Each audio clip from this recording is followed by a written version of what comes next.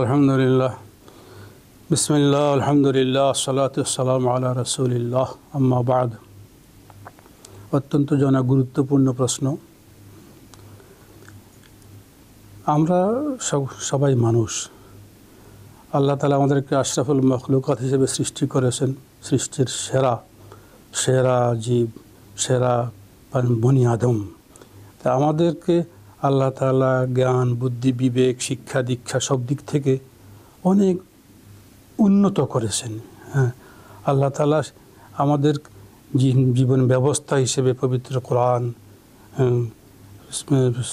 সহিহ হাদিসে নববিয়া এবং এগুলো থেকে ফিকহ ফাতোয়ার বিধানাবলী, সেগুলো অল ডিটেইলস একজন মুসলমানের জন্ম থেকে মৃত্যু পর্যন্ত যত কিছু প্রয়োজন হয় তার সব কিছুর সুরাহা এই পবিত্র কোরআনে এবং সহিহ হাদিসগুলোতে নির্দেশনা দেওয়া হয়েছে।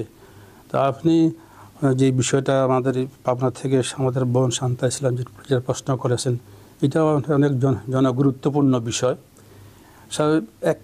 একখানে একত্রে সংসার করতে গেলে স্বামী স্ত্রী, একজন স্বামীর কাছে তার স্ত্রী অর্ধাঙ্গিনী, আমরা বলি জীবন সঙ্গিনী, সবচেয়ে বেশি প্রিয় মানুষটা বলা যায়। তার পুরো জীবন সংসার পরিচালনার জন্য সবচেয়ে বেশি প্রিয় লোকটা।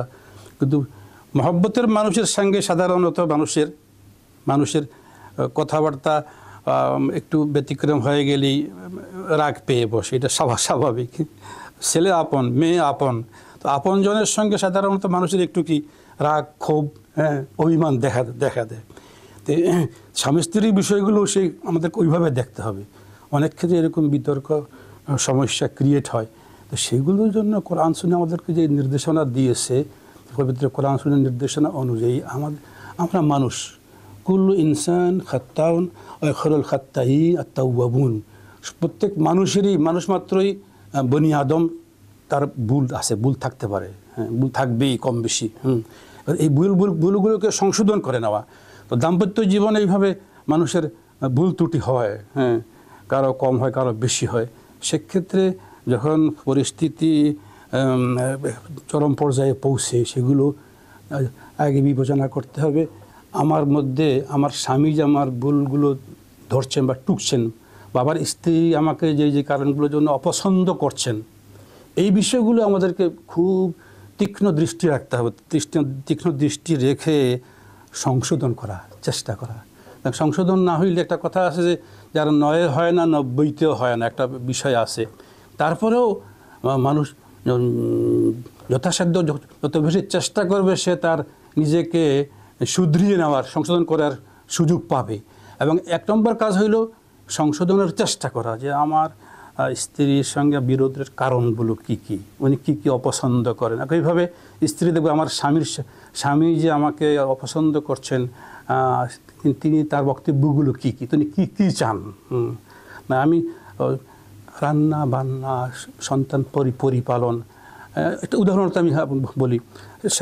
স্বামী আপনাকে বারবার নির্দেশনা দিচ্ছেন, বলছেন যে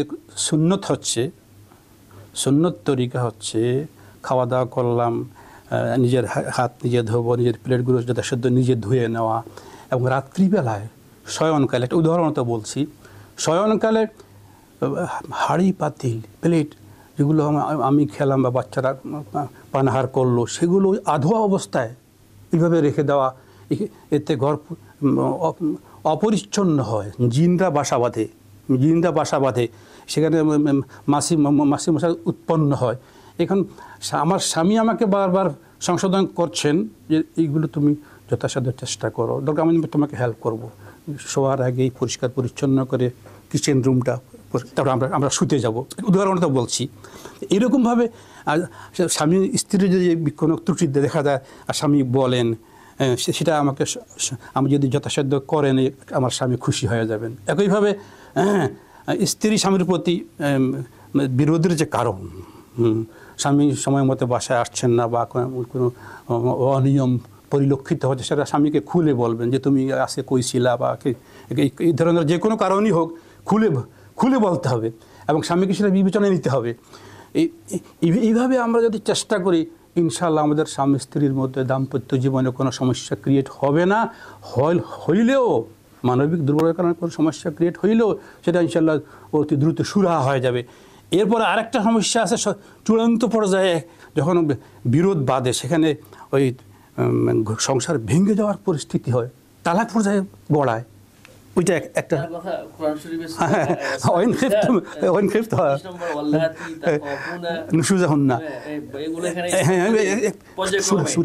মধ্যে বিস্তারিত ডিটেলস সবগুলো পয়েন্ট, সবগুলো দিক আছে।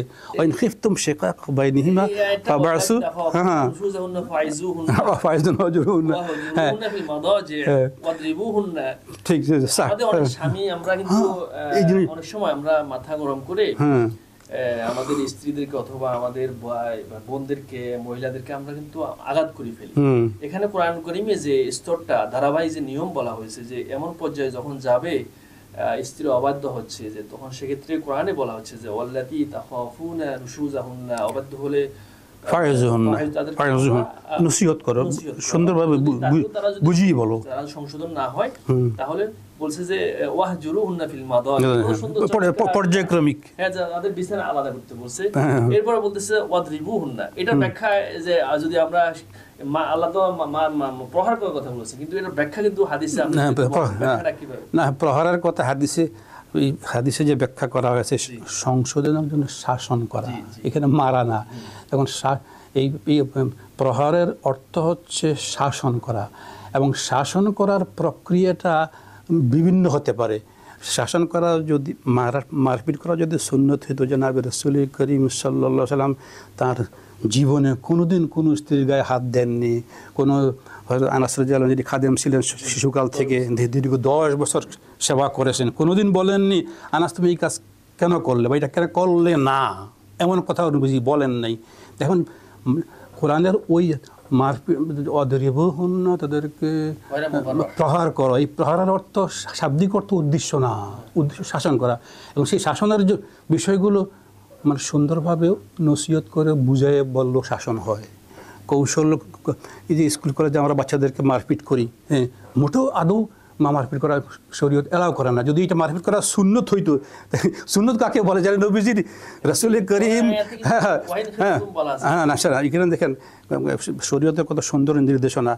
যদি কেউ এইটা যারা এইভাবে ব্যাখ্যা করে স্ত্রীকে মারাও, স্ত্রীকে মারা এখানে উদ্দেশ্য শাসন করার উদ্দেশ্য, এবং সেই শাসন করতে দেয়া মারার বিষয়টা আসে, সেটা অপরাধ করলে এক্সেপশনাল কেস হিসাবে কিছু কিছু সৃষ্টিগতভাবে মানুষ এরকম হয়।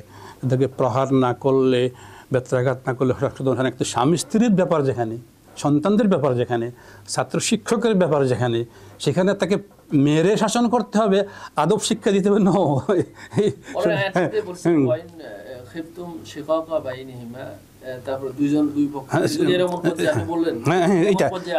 এটা হচ্ছে সেটা ওই পরিস্থিতি মানে অমিল এমন পর্যায়ে পৌঁছে যে তালাক পর্যন্ত চলে যাচ্ছে।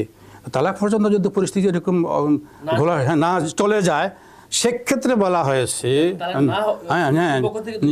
সিদ্ধান্ত নিও না, তুমি রাগ করে হুট করে তালাক দিয়ে দিও না, হ্যাঁ, বরং সেক্ষেত্রে যখন দেখছো মিলমিশ করতে পারছো না, স্ত্রী তুমি বুঝেছ সে বুঝতে চাচ্ছে না, তখন দুই পক্ষের মুরব্বীদেরকে, শাশুড়িকে, শ্বশুরকে বা শালা সম্বন্ধী থাকলে মুরব্বীদের বলা, এই আমরা তো এই পরিস্থিতিতে উপনীত হয়েছি, এখন দেখেন আমি এইভাবে করতে পারছি না।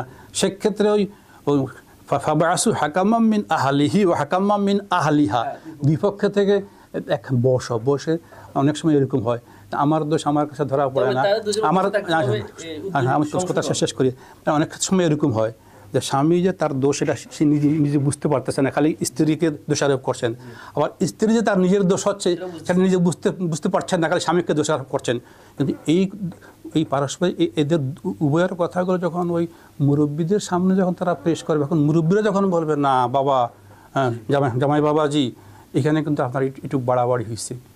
তার যখন মেয়েকে মেয়ের মা বা তার বাবা বলবে, মা দেখো এইটা তোমার বাড়াবাড়ি হয়েছে, তখন সে নিজে যে তার যে দোষটা নিজে ধরতে পারছিল না, মুরব্বীরা বলা গেল, তখন তার সম্বিত ফিরে আসবে। এই জন্য শরীয়ত পর্যায়ক্রমিকভাবে এই ধরনের সুন্দর পর্যায়ক্রমিকভাবে, একটা না হলে আরেকটা, একটা না হলে সংসার ভেঙে ফেলা, বিরোধ পর্যায়ে গিয়ে এবং একেবারে তালাক পর্যায়ে অনেক সময় মারাত্মক পরিণতি শরীয়ত কোনোভাবেই এটা চায় না। হ্যাঁ, বুঝে তালাক দিয়ে দেয়, কিন্তু পরে যখন তার ভুল বুঝে তালাক দেওয়ার পরে এসে আমাদের আলেমদের কাছে ধর্ণা দেয় কোনো সুযোগ আছে কিনা, তো আগেই তাদের বোঝা উচিত। এই পর্যায়ক্রমিক এই জন্য আল্লাহ তাআলা কোরআনে নির্দেশনা দিয়েছেন যে তোমাদের এই পর্যায়ে আসলে তোমরা এই কাজগুলো করবে। আসলে তালাক দেওয়ার মতো আমাদের সেই অবস্থায় যাওয়া উচিত না, কোনোভাবেই উচিত না। হ্যাঁ, সব ভাঙ্গা বাচ্চাদের ভবিষ্যৎ নষ্ট হয়। ইসলাম শরীয়তে শুধু রাখছে এই জন্য যদি কোনো প্রয়োজন হয় নির্দিষ্ট এটা জায়েজ, সবচেয়ে নিকৃষ্ট যত বৈধ কর্ম, যতগুলো কাজ আছে বৈধ কর্ম, তার সবচেয়ে নিকৃষ্ট হইল তালাক কর্ম, তালাক দেওয়া। একসাথে 3 তালাক দিয়ে দেয় অথবা তালাকের দিকে যান, মেহেরবানি করে এই তালাকের পর্যায়ে যাওয়া যাবে না। প্রয়োজনে আমাদের মুরব্বীদের কাছে যেতে হবে, আলেমদের কাছে যেতে হবে। তালাক দেওয়ার আগে তালাক দেওয়ার পরে কোনোদিন আসলে আর কোনো লাভ, কোনো সমাধান শুরু হবে না। যে আমাদের আশা করি আবার ওনার কথাগুলো আমরা ডিটেইলস আলোচনা করেছি। ওনার জীবনের সর্বস্তরে যত রকমের বিরোধ হয় সব ইনশাআল্লাহ। আমাদের